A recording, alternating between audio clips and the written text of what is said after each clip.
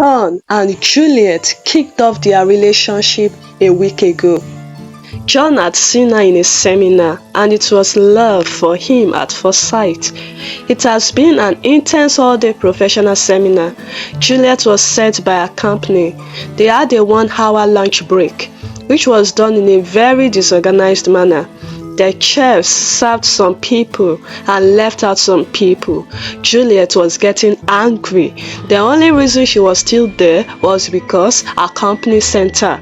The event looked like an afterthought, ranging from a poor public address to noisy fans. She sat against the wall, grumbling.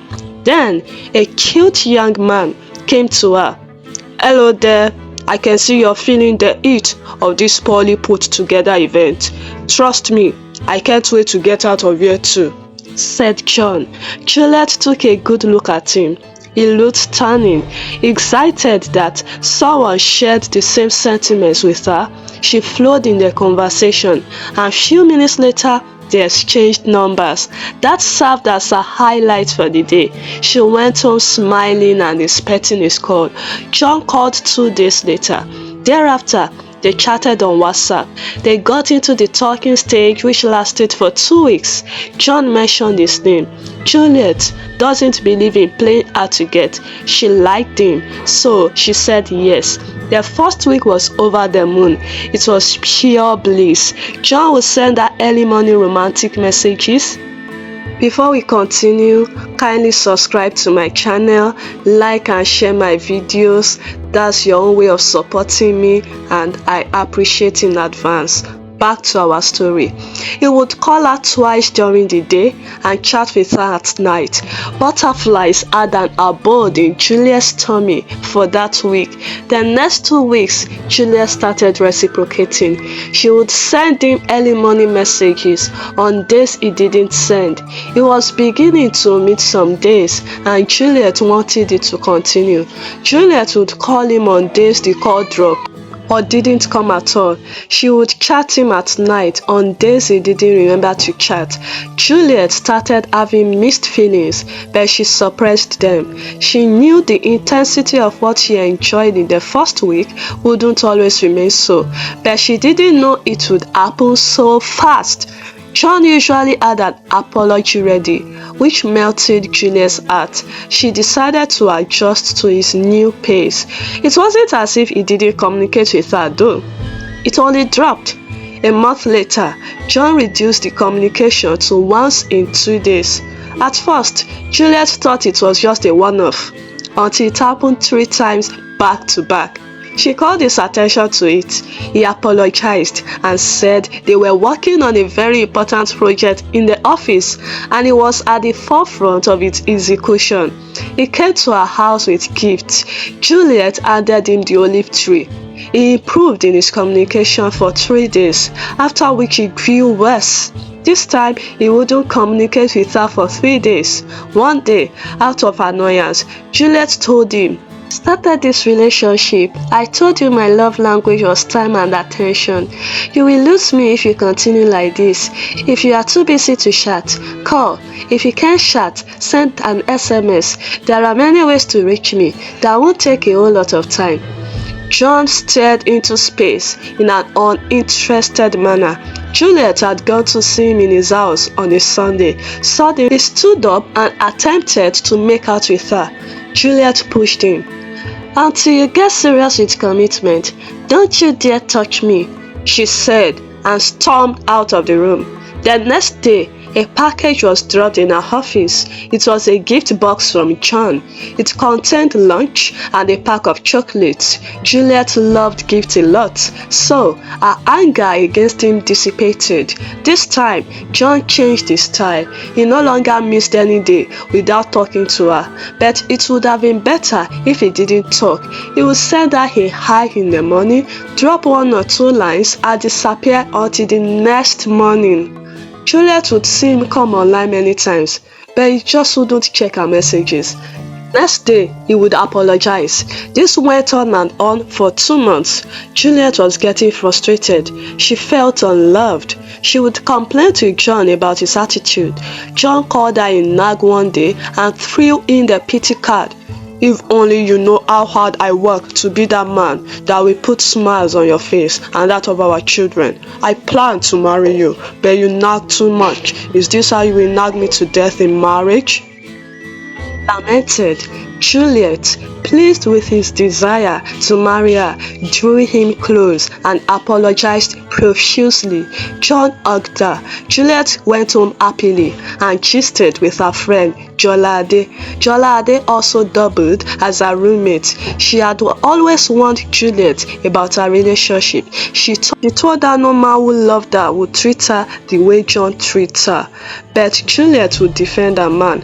This day, she was jumping around the house after breaking the news of John wanting to marry her to Jolade. Jolade could say anything. She stood up to continue in her fantasy world.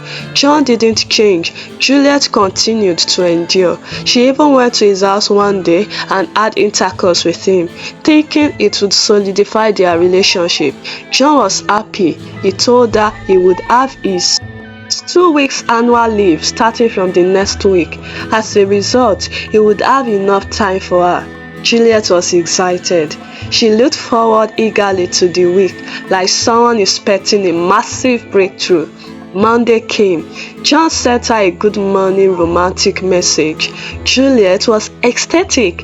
When last did she get an early morning love message? She had a belief that the next 2 weeks would be great. She replied his message. She kept checking her inbox all day. No message came in from him. He wouldn't pick his call either. After waiting till 12 a.m., she went to bed disappointed, shed some tears and drifted off to sleep. When she woke up the next day, she received a message from him on WhatsApp, which he had dropped by 3:35 a.m. The message read, "Where are you?" Juliet shook her head at how much of a joke she had become to that man. She didn't respond. He didn't send any message all through the day. Same for the next day. Juliet didn't send a message too. On Saturday, Juliet had a knock on her door. She went to the door and saw John with a bouquet in his hands. She eased and went back in. John went in. "Why did you do that?" he asked. Juliet kept quiet as she turned her back on him. "Have I ever told you that you are a nag? Jeez, you can nag the dead back to life. You didn't bother to know what had been happening to me, where I had been. All you care about is your own selfish interest," he ranted. At this point, Juliet faced him. "I am selfish? Did you just call me selfish? All I have done in this relationship is try to understand you. I have not felt loved in this relationship for a while now, yet I kept hoping you would."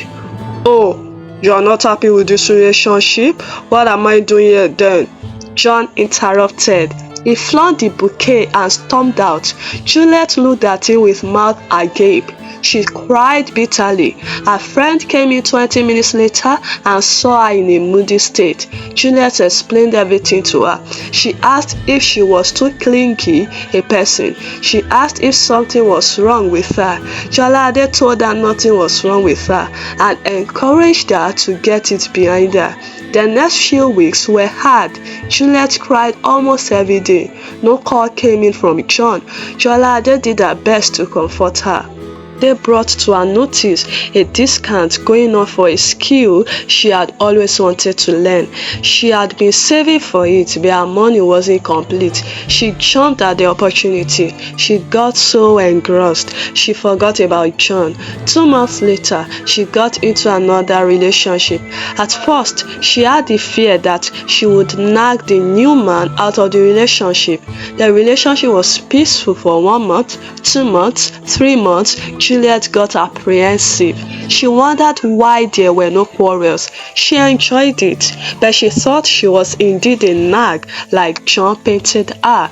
One day, she asked her newfound love, "Darling, this is our 5th month in our affair, and we haven't had a single quarrel. I love it, but what do you think is responsible for this peace?" "That's because you are so easy to love. You don't nag. You give me peace. You are the best love interest I have had all my life," Leo responded. Juliet smiled and rested her head on his shoulder. The next day, John sent her a message on WhatsApp asking if they could meet up.